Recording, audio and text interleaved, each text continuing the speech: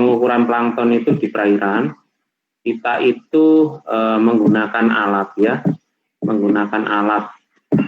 Jadi ada beberapa macam alat yang kita gunakan untuk mengambil sampel plankton. Jadi sampel plankton itu bisa diambil pada beberapa kedalaman ya. Baik kedalaman permukaan, kalau permukaan itu biasanya asisten nanti menunjukkan pakai ember itu ya. Kedalaman permukaan diambil ember. Kalau untuk fitoplankton 10 liter ya, untuk zooplankton kita ambil sampel 20 liter, itu standarnya segitu. Yang 10 liter itu untuk fitoplankton, itu kalau misalnya plankton fitoplankton yang di permukaan, kita ambil aja sudah menggunakan ember sampel airnya ya, yang penting volumenya 10 liter. Kemudian sampel plankton itu bisa diambil pada kedalaman tertentu. Jadi plankton itu kalau untuk fitoplankton kan kedalamannya fotik. Batas fotik itu kan pakai Secidis kecerahan kemarin ya. Nah, di batas fotik itu kedalamannya kan tidak serta-merta permukaan sampai kedalaman tertentu, misalnya kedalaman 50 cm. Nah, sampel plankton bisa kita ambil di ring sampai kedalaman 50 cm fotik tadi ya. Misalnya di kedalaman 20 cm, di kedalaman 40 cm ya kita ambil. Karena ada di kedalaman tertentu berarti kita butuh alat bantu. Alat bantu yang pertama itu sederhana, botol seperti ini, misalnya botol apa aja sudah terserah, mau botol aqua atau apa, yang penting volumenya diketahui dengan pasti, kemudian diberi pemberat bawahnya ya. Ini dimasukkan ke dalam ya. Ini M01 kemarin kan belum dapat ini ya. Saya jelaskan sebentar aja. Ya, ini dimasukkan ke dalam perairan, kemudian diangkat, dibuka tutupnya, ditarik ketika pada kedalaman yang diinginkan sampel air masuk ya. Namun kelemahan alat seperti ini tidak dianjurkan bila ada alat yang representatif ya. Ini kalau terpaksa menggunakan dan tidak ada memang alat yang digunakan untuk sampel plankton. Misalnya kita kelupaan ngambil ya, kita kelupaan bawa, pada kedalaman tertentu tarik. Semakin jauh jarak yang ditarik ke permukaan, semakin banyak air masuk dari luar ke dalam botol ya, sehingga botol akan tercemar oleh air-air yang ada di atasnya. Plankton-plankton yang ada di atasnya akan masuk, sehingga tidak menggambarkan kondisi sebenarnya pada kedalaman tertentu yang kita inginkan tadi. Nah, ada alat yang lebih representatif, itu namanya pandon atau Nansen bottle untuk mengambil sampel plankton pada kedalaman tertentu. Misalnya tadi saya contohkan di kedalaman 20 cm. Contoh alatnya sederhana seperti ini ya. Kemudian ini dimasukkan, alat yang seperti ini dimasukkan pada kedalaman sampai 20 cm tadi. Ini ada besi pemberat, ini kita pegang dengan tangan kita tetap kita pegang untuk besinya ini ya, besi yang berat yang siap kita luncurkan. Pada kedalaman tertentu yang kita inginkan, besi ini kita lepas ya. Ketika kita lepas, dia meluncur ke bawah.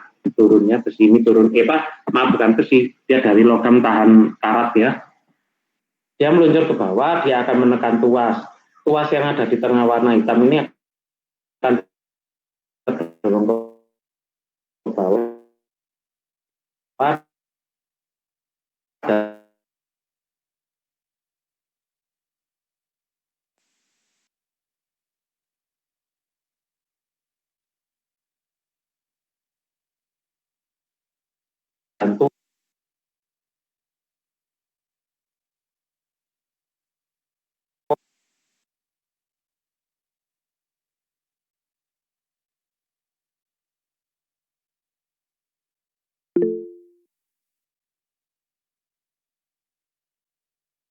Tuas terpental menutup tanah ya. Nanti untuk sisa pajak bisa ya, sampel air tadi bisa digunakan. Ini ada yang mau masuk? Sudah. Kemudian ada alat yang kanan ini yang kita punya banyak ya di EBIKA ya. Di EBIKA kita punya banyak, ada pandon, ada beberapa ya. Kalau yang paling banyak ini Camera Water Sampler ya. Itu ada di lab hidrobiologi, ada di lab sumber pasir, di lab kelautan, dan lab yang lainnya ya. Ada. Jadi alat ini dimasukkan ke dalam perairan. Ya, ada dua lubang. Yang satu lubang tempat masuknya air, satu lubang tempat keluarnya udara ya. Lubang tempat keluarnya udara ini kita tutup, kita hubungkan dengan pipa plastik panjang seukuran pipa aerasi untuk akuarium itu ya. Nah, di ujung pipa ini, ketika ini kita masukkan, kita tutup ujung pipanya dengan ibu jari kita, ya, sampai kedalaman tertentu yang kita inginkan. Tutup pipa tadi yang kita tutup dengan menggunakan ujung jari kita buka, ya. Ketika kita buka, udara akan keluar, merembes keluar melalui pipa untuk keluarnya udara tadi, ya.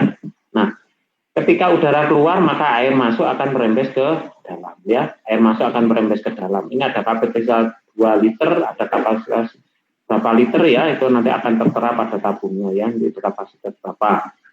Nah, air sampel tinggal kita tuangkan, namanya nanti ke planktonet, ya. Sampel air kita saring airnya dengan menggunakan planktonet. Plankton itu ada yang algae itu ada yang bersifat sebagai plankton, yang kita sebut sebagai fitoplankton. Ada sebagian algae dengan jenis yang sama, itu ada yang hidup di dasar, ya, hidup di dasar perairan, menempel di substrat dasar perairan. Sama, persis jenisnya juga sama, tapi ada yang nempel, ada yang ngapung. Kalau yang nempel itu namanya alga bentik, ya, alga bentik, dia hidup di dasar. Ada epilitik, episamik, epizoik, ya, epipelik itu yang kemarin sudah saya jelaskan, ya. Untuk identifikasinya kita gunakan alat seperti ini, ya. Ini kita turunkan ke bawah sampai menyentuh dasar. Ketika menyentuh dasar, dia akan mencaplok sedimen yang ada di dasar, ya. Celak, gitu, ya. Otomatis dia akan mencaplok sedimen yang ada di dasar dengan luasan yang kita inginkan. Kemudian baik itu batuan atau pasir, kalau episamik, atau batuan epilitik kita ambil, kemudian kita kerok dengan menggunakan sikat gigi halus, ya. Kemudian kita kumpulkan di botol dan kita tetesi dengan lukol untuk sebagai pengawet, ya.